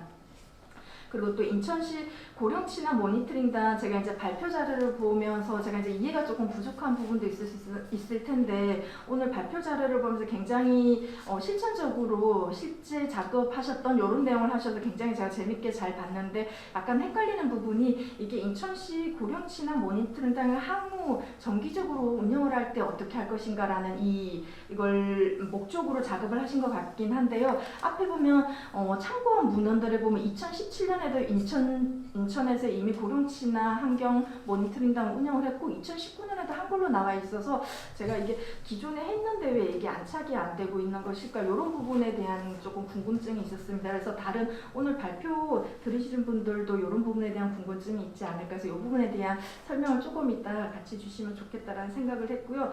그리고 이제 마지막으로 인천시 고령친화 환경 모니터링단이 성공적으로 이제 정은하 박사님이 말씀 주셨던 것처럼 중장기적으로 이제 공식적인 채널로서 자리를 잡고 성공적으로 운영되기 위해서 몇 가지 고려해 주셨으면 좋겠다라는 부분이 있어서 그 부분을 말씀을 드리겠습니다. 이제 하수철 박사님 발표하셨었던 것처럼 모니터링단에서 어르신들이 발굴한 정책 과제가 시정 개선 사항으로 논의될 수 있어야 될 거고요. 그 결과가 모니터링단에 피드백될 수 있는 체계를 마련하는 건 굉장히 진짜 중요할 것 같습니다. 내가 무슨 일을 했는데 그게 어떻게 활용이 되는지 보면서 그 결과에 따라서 스스로 자부심도 느끼고 할 거라서 굉장히 중요해 보이고요. 그리고 또 모니터링단 운영의 궁극적인 목적은 단기적으로 고령친화 환경 조성 과정에서 고령층의 의견 수렴을 하는 것이지만, 이것과 더불어서 중장기적으로 고령층의 이제 주류화, 과거에 10명 중에 한두 명이 노인이었다면 앞으로 향후 2060년이 되면 10명 중에 5명, 2명 중에 1명이 노인이 되고 한다라고 하는데, 이러한 시대에 자연스럽게 노인층이 많아졌기 때문에 고령층이 줄여되는 것이 아니라 고령층들이 이제 역량이 강화되고 시민 참여 이런 기회가 많아져서 고령층이 주류화되고, 또 고령층이 사회 발전 발전에 이제 동참을 이끄는데 이런 중장기적인 관점을 가지고 모니터링 운영을 했으면 좋겠다, 이 말씀을 드리고 싶고요. 그래서 이를 실현하기 위해서는 이제 제가 생각하기에 저 이제 사례로 말씀 주셨던 것처럼 이런 모니터링단이 한번 꾸려지면은 지속적으로 운영되는 게 굉장히 중요할 것이라고 생각합니다. 첫 번째로. 그래서 예산이나 운영 인력 등을 좀 안정적으로 확보하는 이런 부분도 방안을 마련하실 때 꼭 염두를 두시고 시와 함께 같이 조금 해주시면 굉장히 좋을 것 같고요. 그리고 두 번째로는 모니터링단 참석 이후에 어르신들이 지속적인 활동을 연계를 할 수 있도록 하는 부분이 좀 필요할 것 같습니다. 예를 들어 이런 모니터링단은 1년 단위로 6개월 단위로 운영이 된다 하더라도 그 이후에 이분들끼리 서로 모이셔서 커뮤니티 활동을 통해서 자원봉사식으로 시민 참여를 계속 끌어갈 수 있다든지, 이런 활동들이 연계가 반드시 필요할 것이고, 이러한 두 가지 점, 그러니까 지속적인 운영 그리고 이분들 참석의 지속적인 활동 연계가 되게 초기 설계 단계부터 중요할 텐데, 이를 위해서 생각하는 부분이 지금 노인 일자리가 우리가 굉장히 국정과제로서 이제 굉장히 크게 양적으로 팽창이 되고 있는데요. 노인 일자리의 한 모델로서 어르신 모니터링단 운영하는 부분을 하나 모델을 마련해가지고 인천 지역에서 만들어서 전국으로 확산하고 전국 이제 우리 표준 모델을 만들고 하는 방안도 할 수 있지 않을까. 또 그에 대해서 노인 일자리가 65세 이상 조금 연령이 내려와도 60대 정도가 주로 하시게 되는데 요와 또 약간 유사한 사업으로 고용노동부에서 하고 있는 신중년 사회활동 봉헌 사업에서도 약간 그 50대 신중년을 포함한 조금 더 연령대가 젊은 어르신들을 포함을 해서 이러한 운영과 지속적인 활동 연계할 수 있는 방안을 모색할 수 있지 않을까 해서 이 부분도 같이 말씀드리겠습니다. 네, 성공적인 보고서와 운영 앞으로 기대하겠습니다. 감사합니다. 네, 홍래 박사님 감사합니다. 마드리드 계획이랑 우리나라 고령층의 소속감, 그다음에 정치 역량, 또 피드백 중요하다는 말씀이셨고요. 끝에는 또 제언까지 주셨어요. 노인 일자리와 모니터링단 운영이 연계해볼 수 있지 않겠는가 하는 말씀 감사드립니다. 저희가 첫 번째 이제 서울시 얘기를 좀 청해봤고, 이제 국제사회와 우리나라 이제 통계에 기반해서 인천시 고령친화 환경 모니터링단이 좀 더 나아갈 수 있는 방향 얘기를 들어봤다면은 마지막 토론 숭실대학교 사회복지대학원 오다니 교수님께는 조금 한 발짝 물러서서 약간 교단에서 그리고 이제 한 명의 또 연구자로서 또한 사회복지대학원의 또 교수님으로서 그러니까 조금 더 객관적인 조금 쓴소리가 나올 수도 있지 않을까라는 생각도 하고요.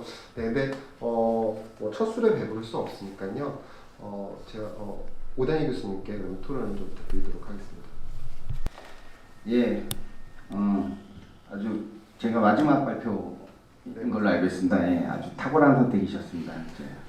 제가 시간 맞추는 데는 귀신이거든요. 그래서 네, 사실 끝에 토론하시는 분들은 저뿐만이 아니라 끝에 하시는 분들은 별로 할 얘기가 없습니다. 앞에서 다 좋은 얘기들 해주셨기 때문에 제가 사실 토론자가 어떤 분들 오시는지도 모르고 제 토론문에도 서울시 사례도 넣고 막 이랬는데, 그래서 그런 부분을 빼고 그냥 제가 뭐 학계라기보다는 저는 제 개인적으로는 이제 지역에서 활동을 굉장히 많이 하는 사람 중에 하나입니다. 그리고 지자체도 굉장히 많이 다니고 있고요. 그래서 그런 과정에서 제가 어떻게 보면 이번 연구 모니터링단도 그렇고 사실 최근 트렌드 자체가 시민 참여랑 키워드가 시민 참여랑 민간 협력, 그다음에 뭐 연계 이런 부분이 대부분의 복지 관련된 사업에서의 키워드 같아요.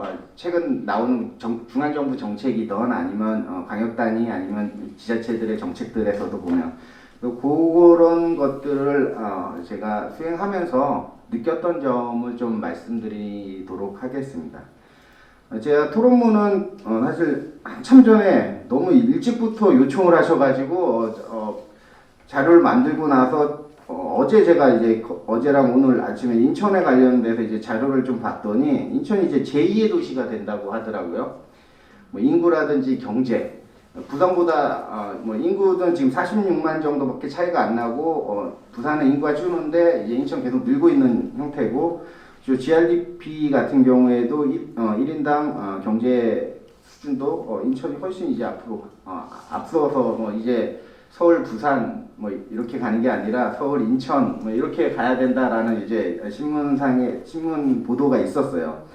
그리고 오늘 와갖고 제가 좀 이렇게 또 찾아봤더니 인천시가 고령사회를 대비해서 1조 1,000억 원이라는 것을 지원하겠다라고 어제 신문에 이렇게 발표가 났더라고요. 그러면서 이제 뭐 이게 제1차 인천시 고령사회 대응을 위한 뭐 중장기 계획의 일환으로서 국내 최초로 효드림 복지카드도 지원하셨고, 또 노인복지시설을 더 확충하신다고 이야기를 하고 지역 맞춤형 정책을 개발하고 또 돌봄 서비스 확대하겠다라고 이렇게 노인 관련된 또 고령사회를 대비하는 그 인천시의 모습이 이렇게 점점 보여지고 있지 않나라는 생각이 듭니다.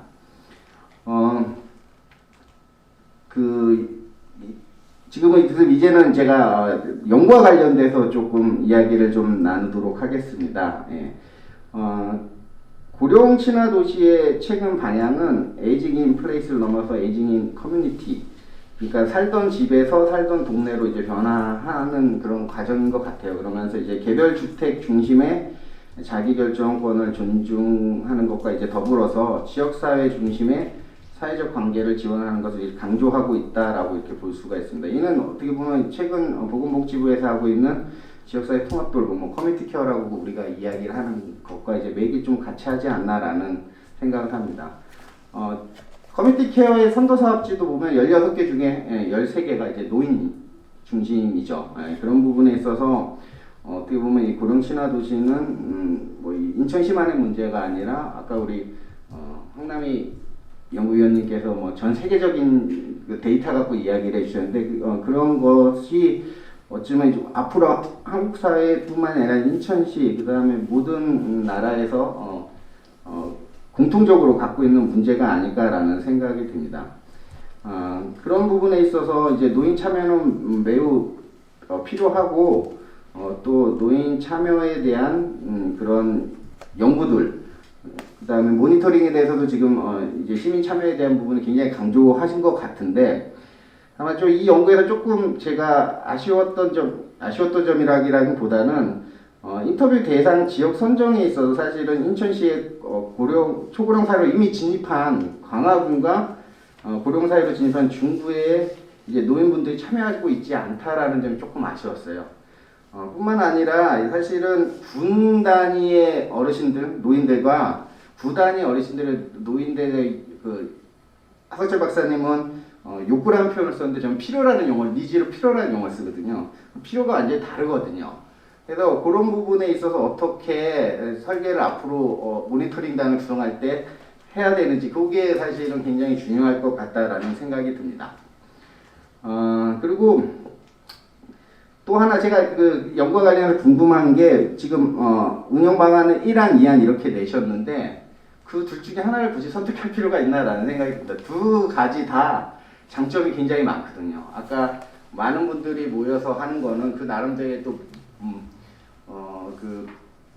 그 나름대로의 굉장히 시민들한테 알리거나 아니면 함께 한다라는 데서 의의가 있고, 그런데 이제 복지라는 게 사실은 어떻게 보면 시민들의 니즈만 갖고, 그러니까 쉽게 해서 시민들 필요하다고 우리 이거 필요해요 한다고 해서 줄 수 있는 건 아니다는 거죠. 그래서 그랬을 때 이제 전문가의 개입이 분명히 필요한 거고, 그랬을 때 우선순위를 정하는 데 있어서는 전문가의 의견이 들어가야 되는 게 맞다고 생각합니다. 그래서 그 두 개를 다 해도 저는 굉장히 선도적으로 할 수 있지 않나라는 생각이 들고요.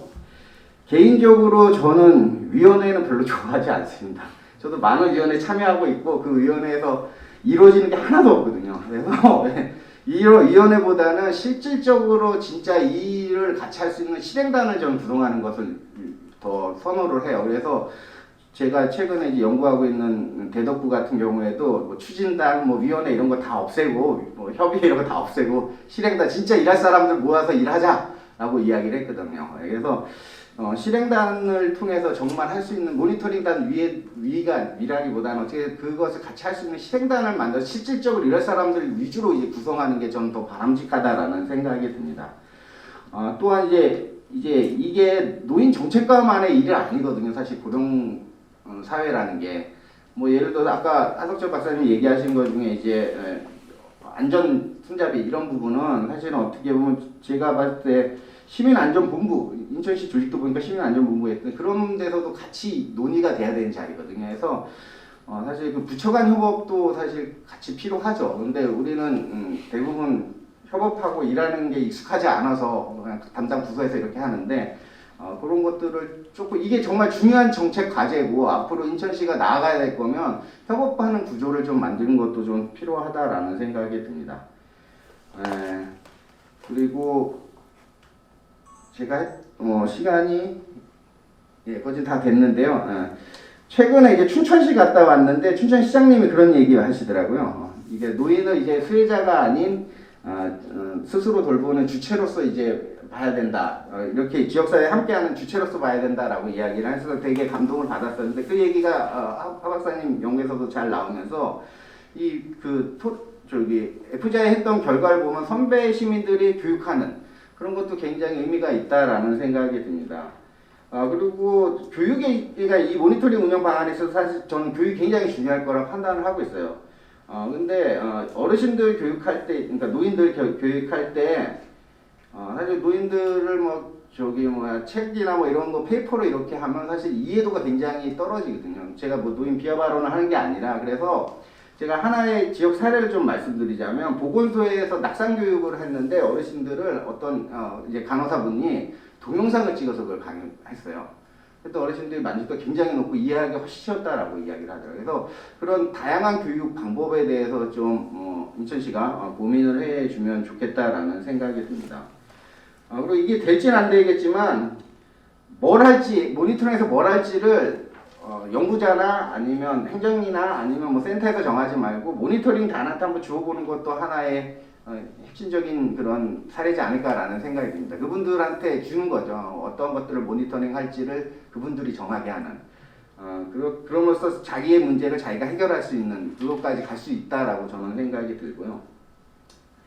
마지막으로 정책 과제 도출 공유에 있어서 아까 자료에서도 나왔듯이 참여자의 말을 좀 빌리자면 반영되고 이런 시스템이 하나도 없었던 것이 아쉽다라고 이야기를 하면서 그냥 발표로 끝냈다라고 이야기를 했는데, 아까 서울시 사례도 우리 정은하 팀장님께서 잘 말씀해 주셨는데, 사실 시민들이 동원되지 않고 자발적으로 참여하려면 그런 사소한 피드백을 줘야지 되거든요. 안 되면 안 된 이유에 대해서 왜 안 됐는지에 대한 정확한 피드백을 줘야지 시민들이 또 안 되더라도 이제 참여하는데, 열심히 참여하고 나서 피드백이 없으면 사실 다시는 참여하고 싶지 않거든요. 그리고 이게 우리가 시민 참여라고 하지만 동원하는 경우가 굉장히 많기 때문에 그런 부분에 있어서 피드백을 주는 노력을 분명히 해야 되지 않을까라는 생각이 듭니다. 그리고 저는 이 연구가 오늘 발표로 끝나는 것이 아니라 실질적으로 진행되기 위해서는 아까 많은 우리 토론자분들이 말씀하신 것처럼 민간이 협력해야 되고 그 과정을 만드는 게 저는 굉장히 중요하다라는 생각이 듭니다. 그래서 어떻게 그 과정을 만들 것인가, 이거는 연구자의 몫이 아니기도 하지만 어떻게 보면 저는 그 연구자의 몫이라고도 생각을 합니다. 그래서 함께 과정을 잘 만들어 가시기를 기대하겠습니다. 이상 마치도록 하겠습니다. 네, 오다니 교수님 말씀 감사합니다. 저희가 그 세 분의 토론을 들으면서 하석철 박사님께 조금 이렇게 질문이 조금 이렇게 던져진 것이 좀 있었는데요. 먼저 홍혜희 박사님께서 조금 궁금해하셨었던 인천시가 그 모니터링단 운영이 19년, 그러니까 이번 19년이 처음인 건지 아니면은 드문드문 됐었던 것인지 뭔가 정착되지 못한 잘못 이해한 것일 수도 있지만 혹시 그거에 대해서 조금 말씀해 주실 수 있을까요? 네, 여러 선생님들의 말씀 굉장히 잘 들었습니다. 그럼 나중에 각각 주신 거 커멘트는 나중에 다시 한번 할 거야? 아니면 한꺼번에 질문에 대한 거? 한꺼번에 말씀해 주시죠. 그러면 먼저 정은하 박사님께서 주신 그 모니터링단의 대표성이라든지 역할의 다양화도 굉장히 중요한 말씀 주셨고요. 그다음에 결과를 공유하는 것에 대한 다각화도 지금 말씀 주셨는데, 갑자기 드는 생각은 요즘 언컨택트 시대에서 고령 친환경 모니터링단을 통해 도출된 결과들이 온라인을 통해서 더 일반적인 시민들이 또 이렇게 픽미 하듯이 이렇게 선호들을 이렇게 제시하는 것도 하나의 방법이 되지 않을까라는 생각을 좀 해보았습니다. 그래서 정은하 박사님 정말 너무나 좋은 말씀 주셔서 감사하고요. 두 번째로 황나희 박사님께서 말씀 주신 질문 먼저 대답을 드리면, 제가 그 2017년도에 제가 그 인천 여성가족재단에서 근무를 할 때 그때 모니터링단을 운영을 한 적이 있었습니다. 근데 그게 고령친화 환경, 고령친화 도시를 위한 모니터링단은 아니었고요. 여성들이 참여하는 모니터링이었고, 그거에 대한 주제 중에 하나가 이제 노인 안전과 관련된 것들을 제가 아무래도 노인을 전공했던 사람이다 보니 그렇게 정해서 했던 거였고, 그때 당시 주제가 두 가지였는데 하나는 노인 안전이었고 하나는 아동 안전이었습니다. 그래서 이 두 가지를 하면서 이제 그때 모니터링단 유사하게 했던 경험이 있었던 것이고요. 2019년 작년도에 이제 저희 센터에서 그 50+라는 베이비 부모들이 어떤 활동을 찾아가는 과정 중에서 마찬가지로 하나의 주제로 잡았던 것이 고령 친화 환경에 대한 모니터링을 한번 해보자라고 해서 진행됐던 것입니다. 그래서 실질적으로 고령 친화 환경을 보기 위해 모니터링이 된 없다고 보는 것이 어떻게 보면 정확할 수 있겠죠. 그래서 작년에 한 것들이 한 그 모니터링 활동이 유사하지만 아무래도 시행 초기이다 보니 여러 가지 부족한 것들이 있었고 그런 것들을 보완하기 위해서 이번 연구가 진행됐다고 보시면 좋을 것 같습니다. 그리고 아까 황남희 박사님께서 말씀하신 지역 소속감이라든지 정치적 역량감에 대한 그 자료는 제가 지금 방금 너무 이거는 굉장히 중요한 자료다라고 생각을 해서 나중에 제가 어떤 곳에 혹시 발표를 하거나 토론할 때 꼭 다시 사용을 하도록 하겠고요. 그다음에 어떻게 보면 그 두 가지의 그 측정 자료가 그 모니터링단을 그 활용하기가 어떻게 보면 근거 자료로 쓰기 굉장히 좋은 자료인 것 같아요. 그러니까 본인들 소속 지역에 대한 소속감은 굉장히 높고 애정감도 많지만 본인들이 활동할 수 있는 것에 대해서는 굉장히 취약하다고 스스로 인정하는 것이라고 보는데 그런 것을 좀 타파하기 위해서라도 모니터링단이 굉장히 중요한 역할을 하지 않을까라는 생각을 합니다. 그리고 그 활동 이후에 그것이 노인 일자리로 연계되는 방안에 대해서 말씀을 주셨는데 사실 제가 그 올해 그 이 모니터링단 운영 방안에 대한 연구 보고서를 작성을 했고 그 연구 보고서 말미에 그것이 있습니다. 그래서 실질적으로 모니터링단이 과연 노인 일자리로서 연계될 수 있는가라고 생각을 해보았을 때 지금 서울이라든지 제주, 부산 이런 곳에서는 그 연계되지는 않고 있고 제주 같은 경우에는 비슷하게 하고 있습니다만 우리가 흔히 이야기하는 노인 일자리까지는 아니고 그 유급의 양을 좀 더 높게 해주는 정도입니다. 그래서 만약에 제가 보고서에 작성한 내용을 좀 간단히 말씀을 드리면 우리나라 그 노인 일자리 혹은 그 지역사회 참여에 대한 사업이 있는데 공익형 활동으로 하기에는 그 인건비가 너무 작고요. 그 다음에 근로자로서의 그 지위를 보장받지 못합니다. 다만 사회 서비스형 일자리로 갔을 때는 높은 임금과 그다음에 뭐 유급 휴가도 있을 수 있고 연차 수당도 받을 수 있고 거기다가 이제 근로자로서의 인정을 받을 수 있기 때문에 4대 보험도 가입이 가능해지기 때문에 만약에 모니터링단을 노인 일자리에 연계했을 경우에는 사회 서비스 형태로 가되 근데 사회 서비스로 가려면 일반적으로 65세 이상만 가능하기 때문에 60세까지도 낮추기 위해서는 이제 한국 노인일을 개발학과의 협의를 통해서 60세까지 낮출 수 있는 것으로는 알고 있습니다. 그래서 그런 과정을 통해서 이 고령친환경 모니터링단이 노인 일자리로서 그 자리에 매김할 수 있지 않을까 생각을 하고요.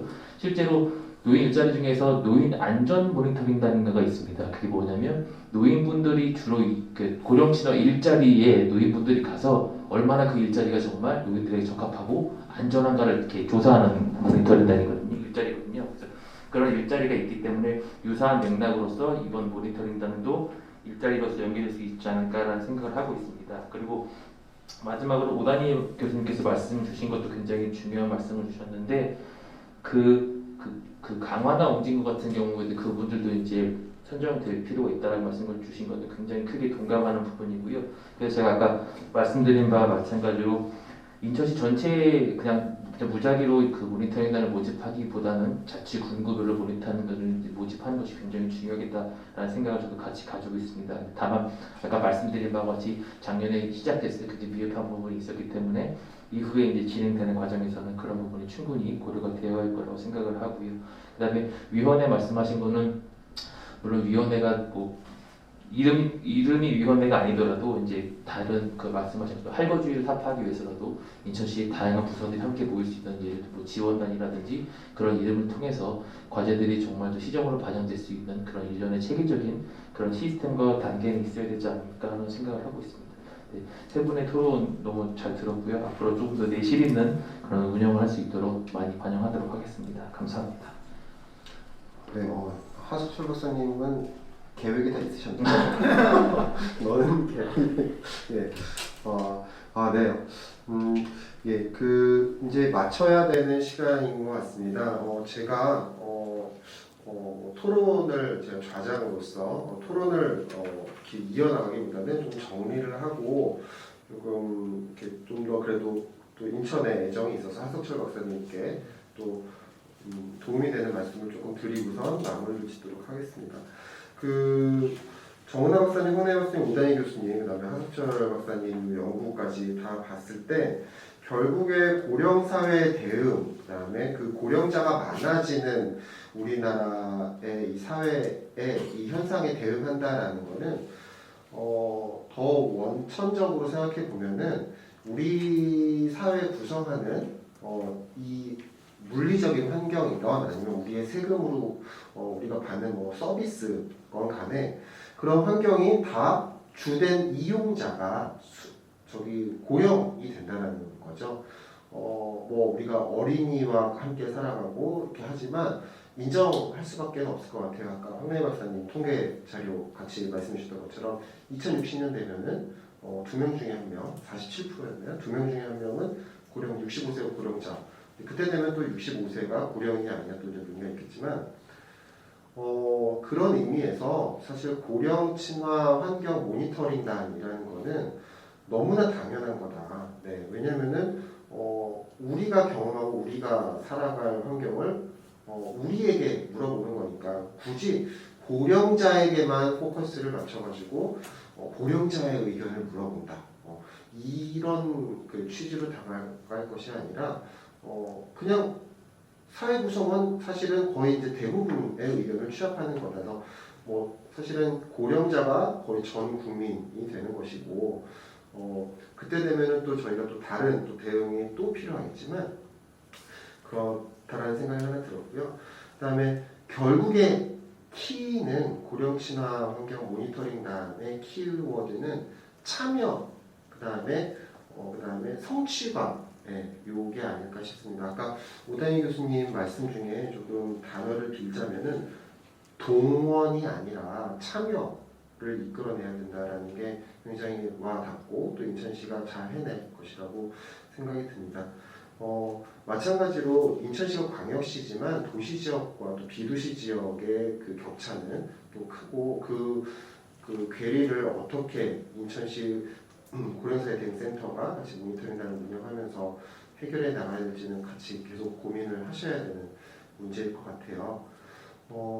결국에는 고령자가 그러니까 고령자라고 표현하기에도 2060년이 되면은 우리 모두 고령자 아닙니까? 네. 뭐 조금 동떨어진 주제입니다만은 공익광고 카피 중에 차에서 내리면 당신도 보행자 뭐 이런 그러니까 역지사지가 된다.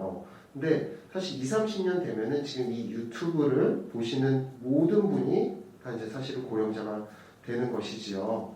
물론 지금 이제 저출산 정책 많이 노력을 하고 있어서 또 많은 아이들이 또 태어나고 그리고 인구 구조가 변화되기를 바라고 있지만 또 조금은 그대로 또 받아들이면서 우리가 대응할 수밖에 없지 않나 그런 의미에서 고령 친화 인천시가 모니터링단 운영에 있어가지고 연구를 따로 하고 그 다음에 더 효과적인 모니터링단 운영을 위해서 이제 모델도 제시를 해보고 한다라는 건 분명히 의미가 있고 하나 조금 걱정이나 아니면 좀 염려는 이게 과연 인천 고령사회 대응센터 혼자 할 수 있는 일인가?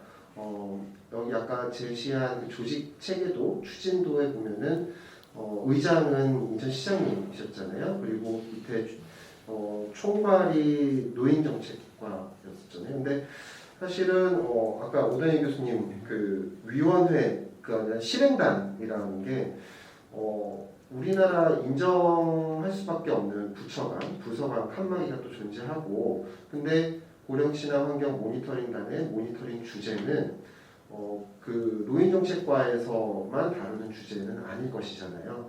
그러면은 모니터링 결과가 다른 부처, 다른 부서의 것이 나왔을 때 과연 그게 어떻게 같이 실행력을 가지게 되고 그 다음에 입안까지 이르게 될 것인지는 그래서 시장님께서 그 다음에 또 노인정책과장님께서 같이 노력을 해서 글쎄요 일종의 뭐 TF를 구성을 한다든지 아니면은 전 부서관을 좀 아울 수 있는 뭐 추진 실행단을 만들든지 해서 뭐 복지부뿐만 아니라 건강체육국, 문화관광국, 환경부, 교통국, 도시재생건설국, 뭐 주택목지국, 일자리경제국 뭐 다 들어가야 되는 거 아닌가? 네, 결국에는 우리 인천시 전체의 문제니까요. 그래서 그런 추진 체계도 조금은 한번 이런 자리를 빌어서 하석철 박사님께서 혹시 말씀 못 하시는 거라면은 한번 고민해 볼 수 있지 않을까. 예, 그게 좀 힘들더라도 인천시가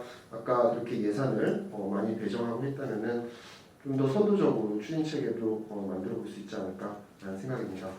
뭐 마무리 짓겠습니다. 아무튼 그래도 인천시가 이렇게 나서 본다라는 거 굉장히 기쁜 일인 것 같고 뭐 조금 걱정도 있지만 그래도 하수철 박사님 계시고 또 대표이사님도 계시고 노인정책 과장님께서도 직접 자기 참여해 주신 만큼 관심이 있다라는 것으로 이해하면 될 것 같아요. 그래서 어찌 보면 인천에 계시는 분들은 그래도 더 나아질 가능성이 굉장히 높다라고 생각을 하고 오늘 이것으로서 토론 포럼을 마쳐가 합니다.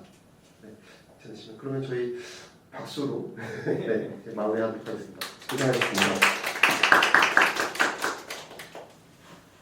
고령진화 도시 화이팅!